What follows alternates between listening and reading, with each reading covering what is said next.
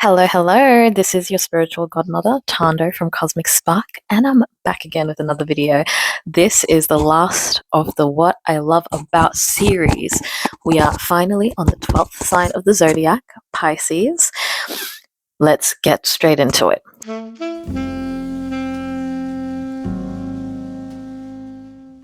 Okay, let's get down to the basics. So Pisces is the 12th sign of the zodiac, originally ruled by Jupiter, but modern ruler is Neptune. Pisces is a mutable sign, giving it adaptability and flexibility. It is also the final mutable sign, so the most evolved version of that. It is also a water sign, giving it sensitivity, femininity, creativity, etc. Pisces is typically represented by the two fish that tend to be facing each other, sort of like in an eternal figure eight vibe. It's giving yin and yang, but it's also giving eternal. Where Pisces meets Aries, it's like Pisces is the end of the cycle. Pisces is the afterlife. Pisces is the unconscious. Pisces is the collective unconscious. So much that we can delve into there. But that's the basics. So what I love about Piscean women and men, Piscean people altogether, Pisces brings a dreaminess to life. Fun, unrooted, mystical, conscious of the unconscious kind of vibe. When I've met Pisceans, there is a romantic air about all of them, the men and the women. It can suck you in, whether that is like actual romance in the sense of you and them, or just a feeling that life is more romantic when you are around them. Both the men and the women are very soft, and I think that has a lot to do with that water energy. They truly live in a flow that people might find hard to understand because they are so advanced, they are so on their own level, that it's really, really hard to imagine what it might be like to be on the plane of existence that they are on, spiritually, mentally, etc. Pisces as a sign is one that likes solitude and one that likes to ponder. And so I love the fact that these are people that value their solitude, and it's through solitude that they dream and fantasize and dream their new self into reality. We can certainly learn to dream from Pisces. I believe the 12th house can also rule dreams. And so if you've ever met a Piscean, they give off the air, or even if you get close to one, of someone who dreams larger than life. They're very much in their own lane, and so their dreams don't have to look like anyone else's. Their dreams can be moldable because of that mutable energy. It can chop and change, and they can sort of actively, in real time, conjure different aspects of themselves and dream those up and then enact them into reality. One of my favorite things about Piscean women, or Pisces rising specifically as well, is how artistically they put themselves together. If you're an appreciator of beauty, as I am, as a Libra, I really appreciate the energy that Piscean women give in many aspects. So one, it's the creativity in their clothes and in their makeup. Two, that mutability. Sometimes people with Pisces energy will be like chopping and changing hair colors and just kind of experimenting in this whole, like, they still have a sense of style, right? But they don't feel like they have to show up necessarily the same either time. It's still expressions of themselves, but they like to play with ideas and versions of self, and it's very experiential. As they imagine what more they can produce in this world, how else they can show up in this world, they dream it. They get all the pieces together and they be it, and you kind of see them explore that in real time, and I find that really, really fun. It's kind of really, what's the word, cliche for Libra to be associated with harmony, but I really feel that on a deep level, because for me, how a place is put together, how people put themselves together, can make me feel inspired, joy, or pissed off just because, like, if I look at something, I'm like, that's disharmonious to me, and it just kind of like unsettles my spirit, right? But I find people that are Pisces suns, Pisces Venuses, Pisces risings, there's something about the way that they put themselves together that's like creative, gorgeous, and like strangely calming. Even though sometimes Pisceans can be really high strung, like internally, something about the way they put themselves together I find to be really calming. And then there's a softness to Pisceans too. I think both the sexes exhibit these qualities. But especially with Pisces women, they are so good at coming across as like almost like innocent, dainty, a little virginal, that kind of energy. But many of them are spitfires, and many of them have fierceness and like deep wells of emotional depth and so much going on. But that's the energy that they tend to project out into the world. It's almost similar to a Virgo, which makes sense because they're sister signs. They've got to have some things in common. And I think, yeah, they both on the surface just give like innocent lady vibes. It's the way that they talk sometimes, the voices that they have, and the mannerisms that they have. They can make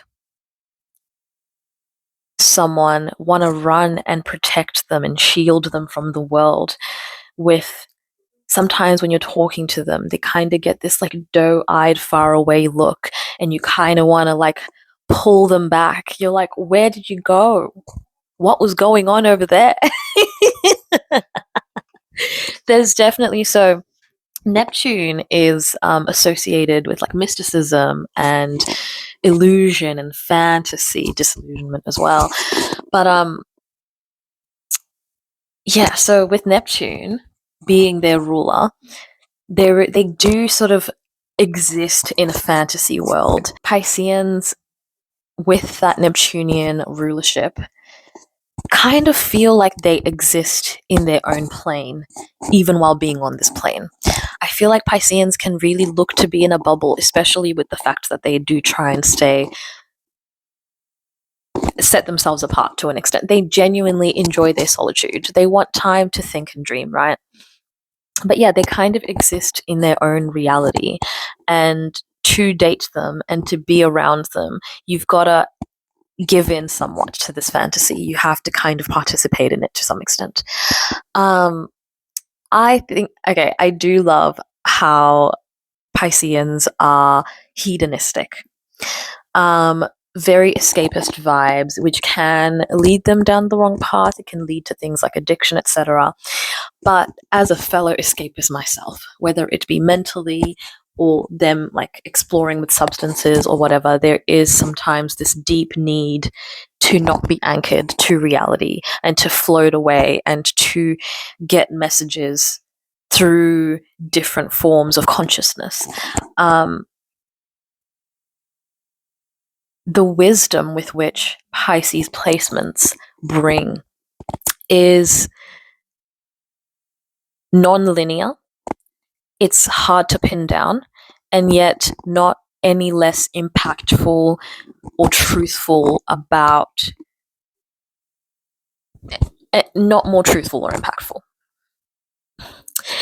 And so, yeah, Pisceans can be really great listeners. The advice that they give can be really astute, even if the person giving it is giving like Lolita vibes, or is someone that can seem erratic and can seem not rooted in reality, and like they're floating on this cloud away from you. And yet, when you have that one-on-one connection, which is something that they love, they're the types to prefer that one-on-one conversation to like being a part of the group. I feel like a lot of Pisceans aren't really attention seeking. They just get attention because of their beauty and their manner. It's intriguing, and there's that like that mysticism energy where it kind of makes them a little mysterious from the outside, and so you're kind of drawn in and you want to know what's going on with them. But yeah, They are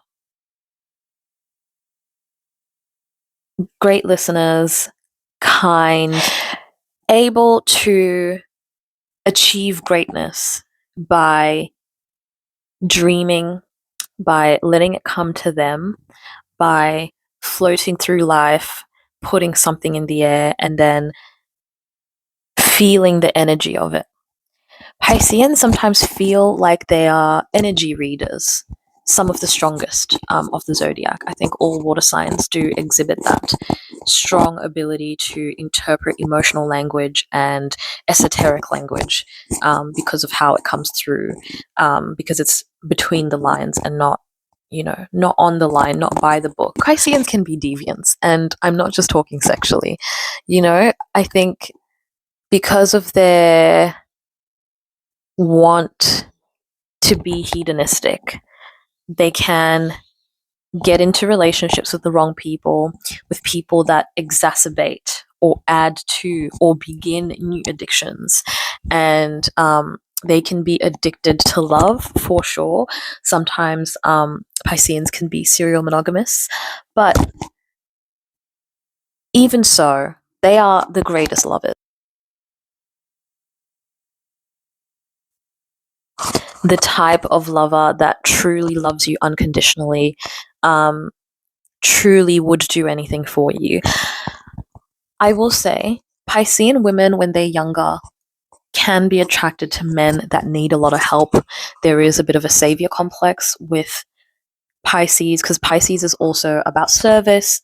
And I think when they're younger, or maybe when they're still maturing in general, they can really lean on and be more attracted to men that need assistance or need to be taken care of to an extreme extent. But I feel like when they're more mature, Piscean women look for partners that will be dead devoted to them. And I think in general, Pisceans lean towards, no matter what the status of the people in the relationship are, they lean towards really, really deep bonds. If they, Piscean women can be insane threats to other women because they're so beautiful. They come across in such a soft, caring, beautiful, non intimidating way. And I think it's the kind of femininity that they exhibit that rouses some of that masculine protectiveness, or like want to acquire, or want to, however, whatever you want to call it, all of those sort of like animalistic, basic sort of human function for the males. So they can be threats because I feel like they can acquire whatever their target is, no matter the circumstances. And I think other women think that or sense that. And so, yeah, Piscean women can secretly have a few enemies, just because of jealousy of how they come across or how they attain their big dreams. They kind of seem to the naked eye, they can seem to sort of wander into riches, like wander into the into what's going on with me? Stagger into their dream lives. And someone who may be a little bit more structured, or someone who is a little bit less feminine energy, can be really aggravated by the misunderstanding of, femininity is about listening to your intuition, and someone who's more in their masculine is just using logic. So they're like, how is it? I'm going by the book. I'm doing a step process. How is it this person who seemed to not know what the hell was going on, what day of the week it was, has found themselves in their dream life that they always said was their dream life, or a life that actually seems to suit their sensibilities and allows them to continue being dreamy and like expansive and all of that sort of stuff. Pisces men, I have felt as a Libra, are super soft and reel you in with their romantic nature. They are the types of men that aren't challenging in their masculinity to women. They don't make you want to run away because they're not hypermasculine by nature. And so I've been reeled in by that.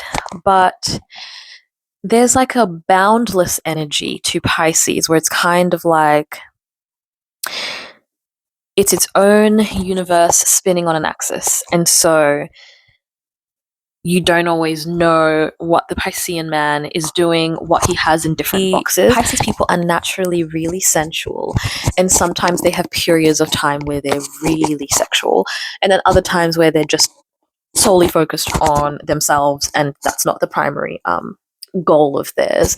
They have the ability to do both. They can just abstain and just kind of live up here doing their own thing, and then I think it's a natural. There's no shame when it comes to sex, when it comes to Pisces being the most evolved sign. They're thinking from a higher level, so there's no restrictions in what they will or won't do for the person that they love, sexually or romantically. They're pretty open to expressing their love in different ways, and there's no shame in that for them. Pisceans can make really devoted lovers. For those that are interested, like really like your ride or die kind of lover, that would be Pisces. Bonnie and Clyde kind of energy. You do not want to piss off a Pisces as well, because the lengths that they are willing to go to right any perceived wrongs is pretty funny. They're pretty formidable in that way. Just because they can be so loving and so giving and they can be in service to whoever they're around doesn't mean that you should mess that up by not being in service in return. And I think you can get so very far with a Piscean by giving the appropriate devotion to the beauty that they are and the beauty that they grace us with. None of the other water signs are as able to compartmentalize the way that Pisceans can, and it's something that I really adore about them. So if you have a crush on a Pisces, then my recommendation is to be soft with them.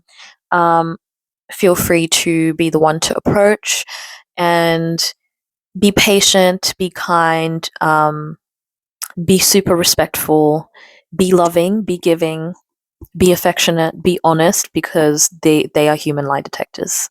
They are human, like, they're energy readers. And so you can lie all you want, but one person you will not fool for long is a Piscean, if at all. Come bearing offerings, okay? Come and show them that you can slot right into the fairy tale that is their life and make it bigger and grander and more exciting. Be willing to indulge and be willing to understand all sides of them. Be willing to play along, and just be open. Keep an open mind, have an open heart, and you and your Piscean lover will dream your life into existence and hopefully continue on into the next life. Let me know what you thought of this video down below. What do you love about Piscean energy, Neptunian, Jupiterian energy? How does it show up in your life? What do you love about your Pisces placements? I am about to do a video on the 12th house, which is ruled by Pisces, and so we can delve more into that Piscean / 12th house energy. Please like, follow, and subscribe. I appreciate all of your support, and I'll see you in the next one.